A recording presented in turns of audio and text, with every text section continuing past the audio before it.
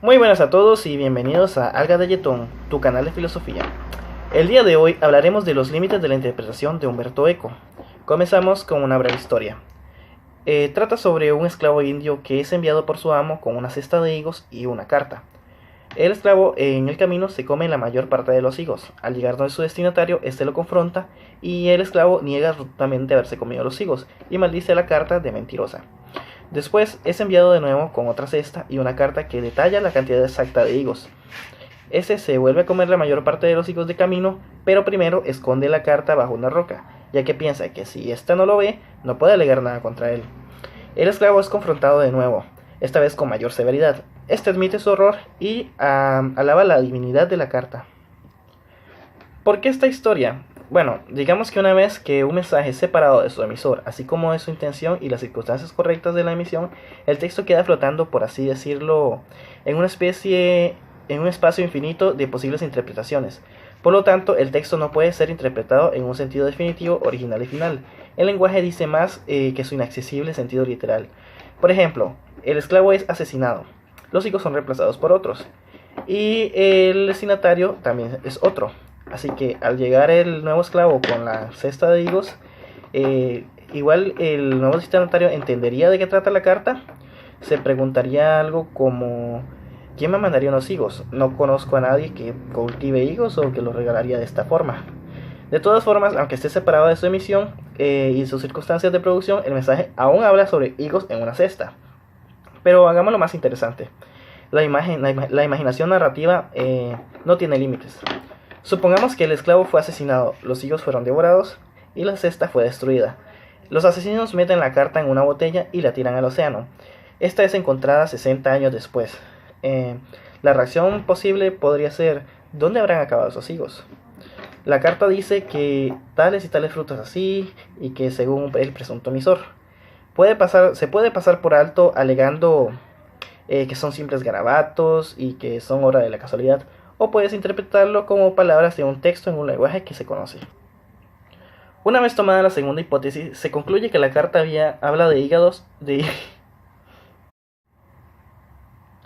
Una vez tomada la segunda hipótesis, se concluye que la carta habla de higos, no de manzanas o de unicornios.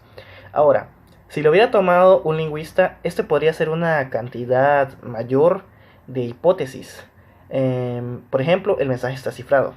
Cambiamos cesta en lugar de armada, higos en lugar de 1000 soldados y regalo en lugar de ayuda, lo que nos daría, por ejemplo, 30.000 soldados viendo en ayuda del destinatario. También podría tratarse como una alegoría y tener un sentido mucho más oculto. Higos pueden ser frutas, frutas una metáfora de influencias astrales positivas, y esta sería una alegoría de gracia divina, y así podría seguir y seguir con varias interpretaciones. Si bien pueden ser infinitas, no todas son buenas, y aunque no sepamos cuáles son las mejores, sí podemos determinar cuáles son inaceptables. Ahora hablaremos de los tres tipos de interpretaciones.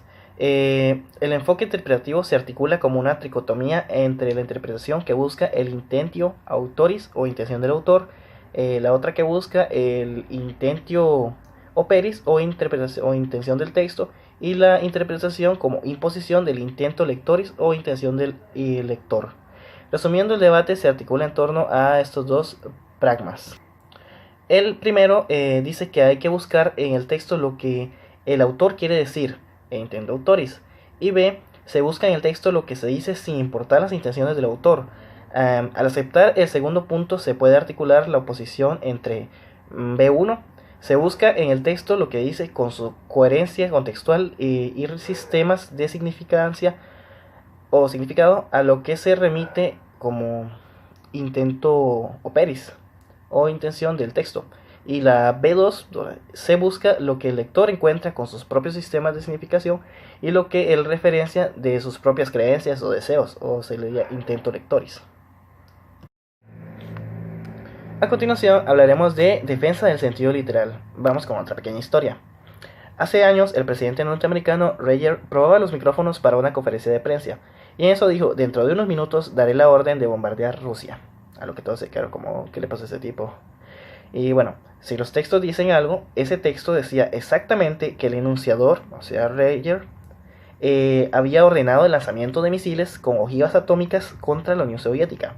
Justo después de la conmoción admitió que solo era una broma. Había dicho esa frase, pero no era lo que quería decir, lo que significaba que quienes como destinatarios creyeron que el intento Autoris coincidía con el intento Peris se habían equivocado. Claramente el tipo fue criticado, primero por decir lo que dijo, pero especialmente porque al decir lo que dijo insinuó que tenía la intención de decirlo, aunque lo negara, ya lo había dicho, y estaba en protesta de hacerlo por su posición. Claramente tenemos textos que se corrigen mutuamente.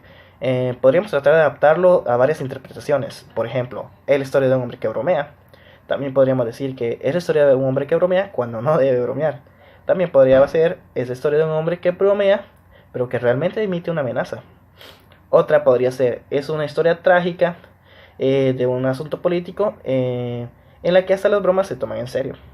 Ciertamente hay muchas interpretaciones para esto, y aunque no podemos verlas todas, es necesario captar el hecho de que gramaticalmente hablando tenía la intención de bombardear Rusia.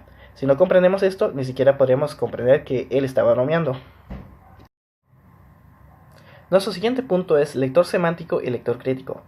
La interpretación semántica es lo que resulta del proceso donde el destinatario, ante la manifestación del texto, le da significado a este. El crítico, por su parte, intenta explicar por qué razones estructurales el texto produce sus interpretaciones semánticas. Y para finalizar, hablaremos de interpretación y conjeturas. La iniciativa del lector consiste en formular una conjetura sobre la intento Peris. Esta debe ser aprobada por el conjunto del texto como un todo, pero esto no quiere decir que solo se pueda formar una conjetura interpretativa. De hecho, desde el principio son infinitas, pero al final deben ser probadas sobre la coherencia del texto, y la coherencia textual se encargará de desaprobar algunas conjeturas que sean demasiado aventuradas. Bueno, esto ha sido todo por ahora. Si te gustó, dale like y suscríbete. Si quieres que hablemos sobre otro libro, déjamelo en los comentarios y nos vemos la próxima semana. Chao.